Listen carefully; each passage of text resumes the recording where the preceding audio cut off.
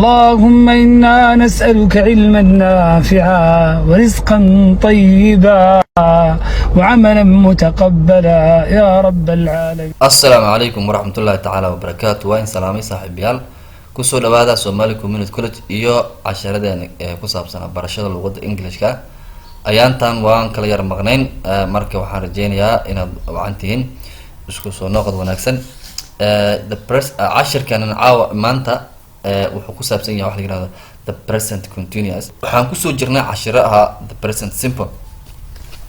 cashirkeena marka isagana wuxuu daaran yahay wax la yiraahdo the present continuous. marka present continuous waxay tahay aan fiirinaynaa.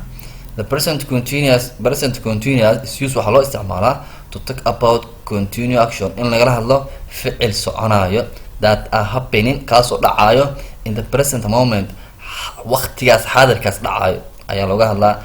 Its form isagana wuxuu u sameysmaa with the verb to be and the present participle oo waan u imaan doonaa isna wuxuu yahay verb to be waan soo marnay oo waxaa waaye is iyo am iyo a waaye. Okay, the present continuous is used to describe current continuous action. waxaa loola hadlaa waqtiga haddan la hadlaya ama faraha waxa lagula jiro ficil dhacay ayaa looga hadlaa. tusaalaha halkan kusoo qor wuxuu yiri July naagta usually maradana wears waxay xirataa jeans ayay xirataa but laakiin today maanta she's wearing waxay xiran tahay a dress. marka sheedaas waa subject gabadha ku noqonaysa, istas waa verb bidi waaye, wearing kaas waxaa waaye waa present continuous waaye. This is the present continuous. It describe what's happening right now.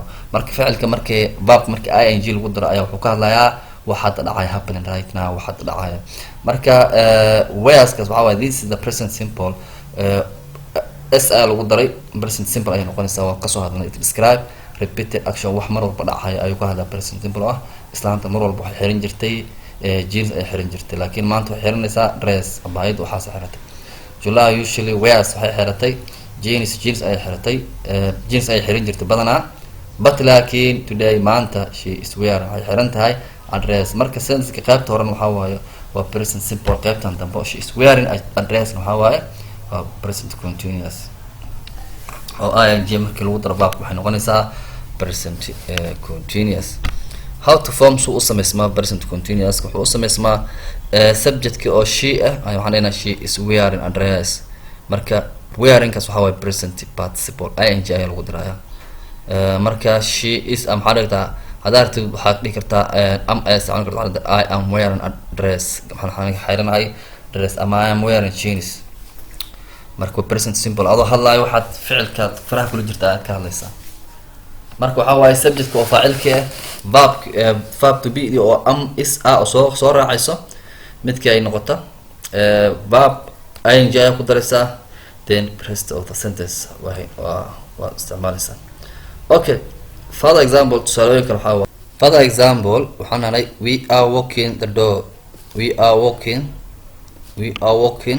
the dog waxaan la soconaa eygii. we are walking kaas marka waxay tusinaysaa present participle wax oo hadda socod la soconayo eygina uu la socdo. we are walking the dog. They are fighting with each other ayagoo isdagaalaya dagaalka ayaa meesha ka socdo oo happening right now macnaha u dhacaya. The subject and the verb can be contracted. They are macnaha contracted means ayaa halkan ka maqan waxaa waaye contracted maxaa waaye subject oo they ah iyo ay ku qoranaysaa they are fighting with each other. They are fighting with each other ayaga waa isdagaalayaan hadda ay isdagaalayaan macnaha meesha taaganta labada qof isfiiris ay arkaysaa qof baa ku wuxuu yiri maxaa meesha ka dhacay markaas waxaa tiri they are fighting with each other. marka eedaas markii meesha ka maqanto waxaa la yirahdaa contracted. subject iyo verb-ka ayaa contract waxaa la isku sameynayaa. marka they are fighting ayaa la eeda ay meesha ka maqanaysa. He is washing the dish faraha ayuu kula jiraa biyihii iyo weelashii. what does he do ayaa lagu dhahay muxuu sameynayaa markaas waxaa tiri he is washing wuxuu dhaqayaa the dish saxamada ayuu dhaqayaa alaabtii. marka washing ing daas lagu daray waxaa noqonaysaa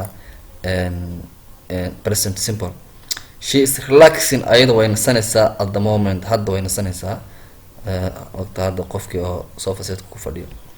They are talking waxay hadlayaan on their phones telefoonada ay ku hadlayaan. They are talking. Marka aadan iyo istaana waan soo marnay markay ay subject markuu yahay jamac iyo markuu yahay is iyo he she waxay qaataan ayaan ku soo marnay present simple. It's raining a lot outside. Banaanka roob badan ayaa ka da'aya. Present participle spelling rules. Baabyada qaar ayaa jira isbedelayo oo ku marka ing lagu daray ay waxyaalaha qaar in ereyada qaar ay ku dhamaadaan ayaa fiirinaysaa. The present participle is formed by adding ing ayaa isaga lagu daraa markuu sameysmaayo to the base form verbka. Some participle have slightly different spelling rules.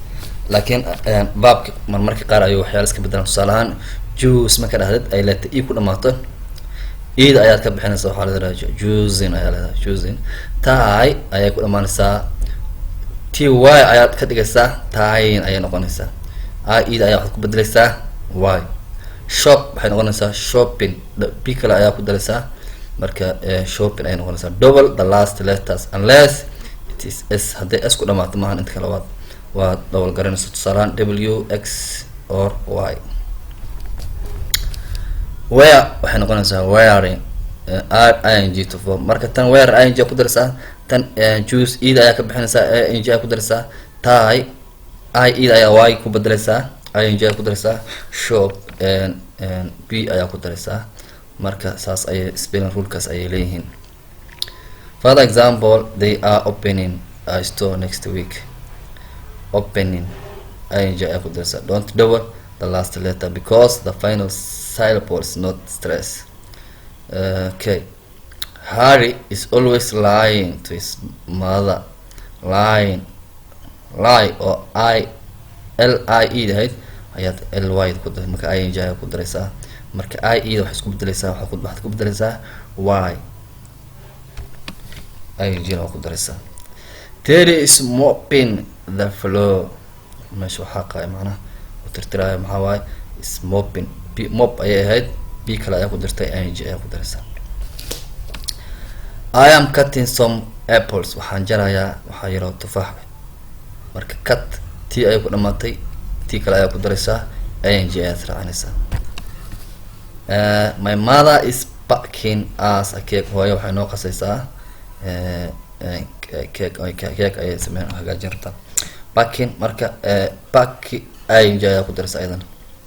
I read every day. Common mistake maxaa kamid ah waxyaalaha qardaadka dhaco. waxaa tiri I read every day. sax waay. I read waxaan akhriyaa every day maalin walba.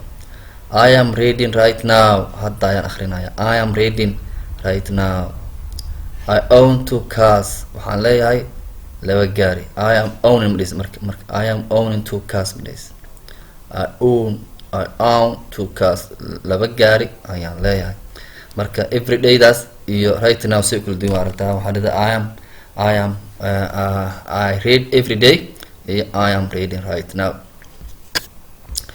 Question in the present continuous. markii question la sameynayo he is playing tennis. ista ayaa soo hormarinaysa. he the subject ayaa ku xijinaysa. maxaa marka is he playing tennis. asaga tennis miyuu ciyaaraya. asaga tennis marka verb to be ayaa soo hormarinaysa. Okay. I am is he playing tennis. marka istaas waxaa kaloo ka dhigi kartaa am I playing tennis. aniga tennis ma ciyaaraya. is he playing tennis ma ciyaar asaga. are they playing tennis. marka saas ayay noqonaysaa oo verb to be daas hadduu jamac noqdo subjectkana jamac ayuu noqonayaa. tusalaan hadday noqoto we ay noqonaysaa are we playing tennis. Further example waxa waaye are they going to park. iyagu waxay aadayaan meesha park beerta ama meesha oo xayawaanada waxa ku jiraan. Where are we going today. xageen u soconaa maanta. where are we going today. xageen u soconaa maanta. is he cycling to work. isaga ma wuxuu u wadaa baaskiilka shaqada meesha shaqada. is he cycling to work. are you coming to the party. ma imaanaysaa xafladda. are you coming to the party. is she eating pizza. ayada ma waxay cunaysaa pizza.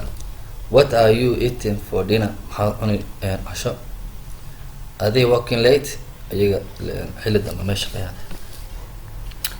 is it raining outside. banaanka rome ya. marka intaas ayaan cashirkeena kusoo gabagabeynayna insha allah.